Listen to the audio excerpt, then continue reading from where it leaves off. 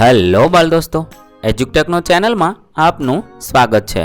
આજે આપણે શીખીશું ધોરણ 8 વિષય હિન્દી પુનરાવર્તન 2। પુનરાવર્તન 2 ના બધા જ પ્રશ્નોના જવાબ અહીં આપણે સમજીશું। તમે તમારી નોટબુકમાં પુનરાવર્તન 2 ના પ્રશ્નો લખી શકો છો। તો ચાલો શીખીએ ધોરણ 8 વિષય હિન્દી પુનરાવર્તન 2।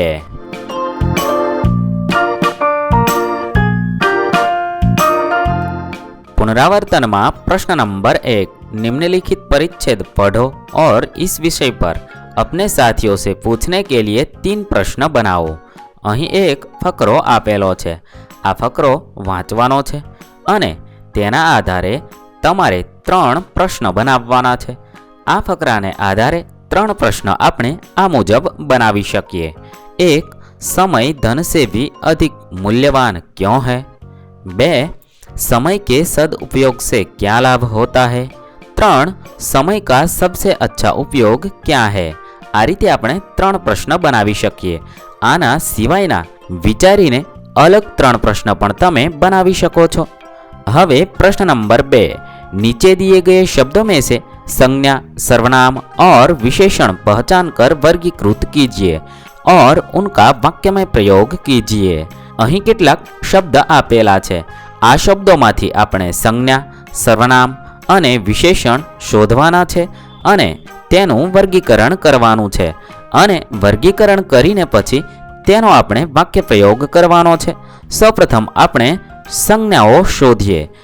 આપેલા શબ્દોમાં સંજ્ઞા પર્વત, નદી, સુરત, બાલ, નર્મદા અને ભારત છે। આપેલા શબ્દોમાંથી સર્વનામ उसको, तुम्हें અને हम છે તથા વિશેષણ મીઠા, સુંદર, બડા અને મહેનતી છે। હવે આપણે આપેલા શબ્દોમાંથી વાક્ય પ્રયોગ કરીએ। સૌપ્રથમ આપણે જે શબ્દ સંજ્ઞા છે તેના વાક્ય પ્રયોગ કરીએ। 1, पर्वत, मेरा गांव सह्याद्री पर्वत की तलहटी में है। 2, नदी, हमारे गांव के पास गंगा नदी बहती है। 3, सूरत, सूरत एक अच्छा शहर है। 4, बाल, काले बाल अच्छे लगते हैं। 5, नर्मदा, नर्मदा नदी पर कई बांध बनाए गए हैं। 6, भारत, भारत मेरा देश है। आ रीते આપણે આપેલા શબ્દોને આધારે વાક્ય બનાવીશું। હવે આપણે સર્વનામ આપેલા છે તેના વાક્ય બનાવીએ। उसको, आपने उसको क्या दिया? तुम्हें, मैंने तुम्हें कई पत्र लिखे। हम कुछ कर दिखाएंगे। હવે આપણે વિશેષણના વાક્ય પ્રયોગ જોઈએ। मीठा, शरबत बहुत मीठा है। सुंदर, आपकी रचना सचमुच सुंदर है। बड़ा, हमारे घर के सामने एक बड़ा पेड़ है। मेहनती, मेहनती आदमी कभी भूखा नहीं मरता। आ रीते આપણે સંજ્ઞા, સર્વનામ અને વિશેષણ શબ્દ શોધીને તેનો વાક્ય પ્રયોગ કરી શકીએ।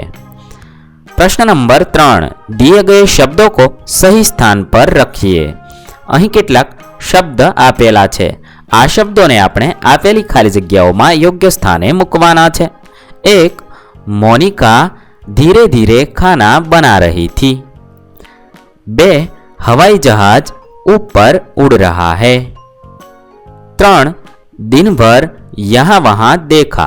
4, शिक्षक ने विद्यार्थी की और देखकर कहा। 5, काम अधिक करो, बातें कम। 6, बिल्ली अभी बाहर निकल गई। आ रीते આપણે યોગ્ય શબ્દ મૂકી અને ખાલી જગ્યા પૂર્ણ કરીશું। હવે પ્રશ્ન નંબર 4, મૌખિક ઉત્તર દીજીએ। આપેલા પ્રશ્નોના તમારે મૌખિક ઉત્તર લખવાના છે। દરેક વિદ્યાર્થીનો જવાબ અલગ થશે। હું અહીં નમૂનારૂપ જવાબ રજૂ કરું છું।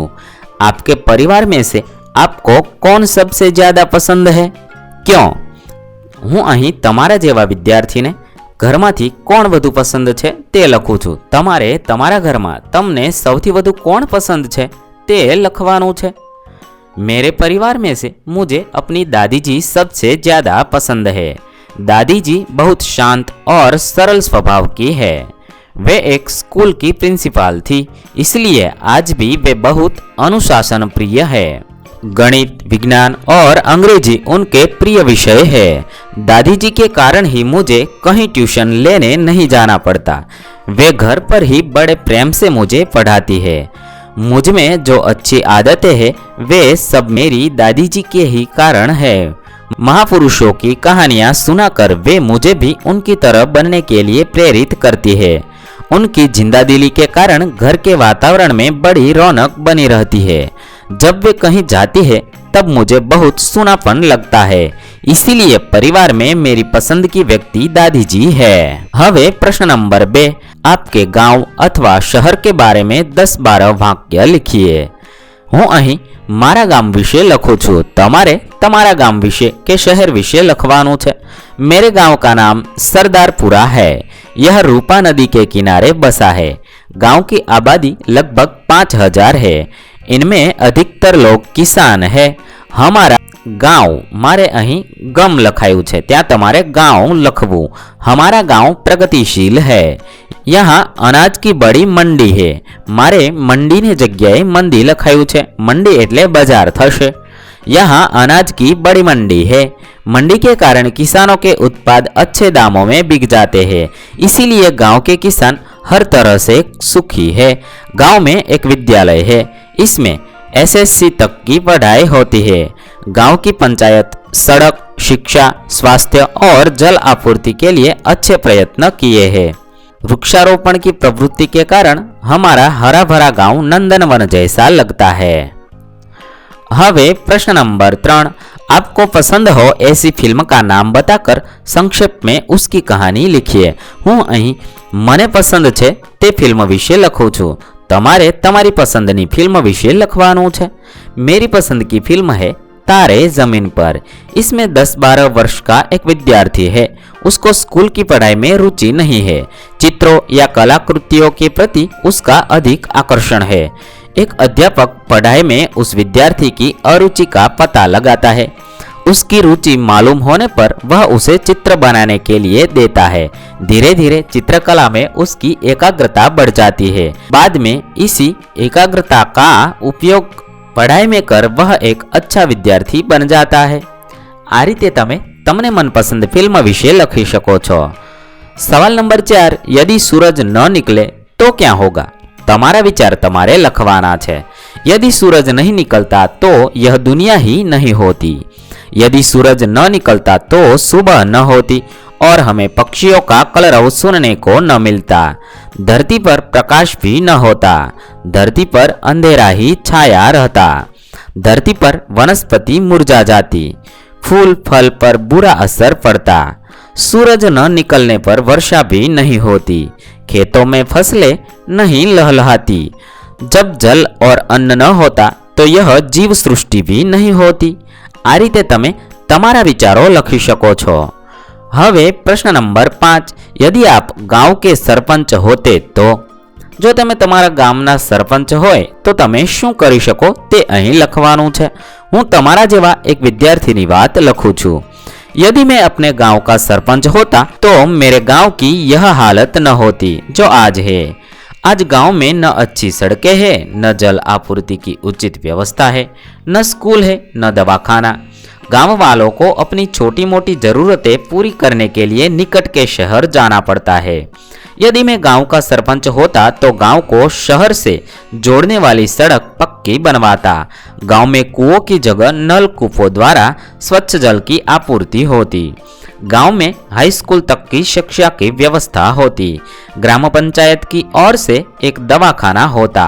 गांव के भवानी मंदिर का अब तक पुनर्निर्माण हो गया होता। सचमुच यदि मैं अपने गांव का सरपंच होता तो अपने गांव को एक आदर्श गांव में बदल देता। અહીં આપણું પુનરાવર્તન 2 પૂર્ણ થાય છે। વિદ્યાર્થી મિત્રો, ધોરણ 8 ના તમામ વિષયના અભ્યાસ અને સ્વાધ્યાયના પ્રશ્નના વિડીયો આપણી ચેનલ પર જલ્દીથી ઉપલબ્ધ થશે। થેન્ક યુ દોસ્તો, એડ્યુટેકનો ચેનલ તરફથી વિડીયો નિહાળવા બદલ આપનો આભાર। આવા બીજા વિડીયોઝ નિહાળવા માટે અમારી યુટ્યુબ ચેનલ એડ્યુટેકનો અત્યારે જ સબસ્ક્રાઇબ કરી લો। આભાર દોસ્તો।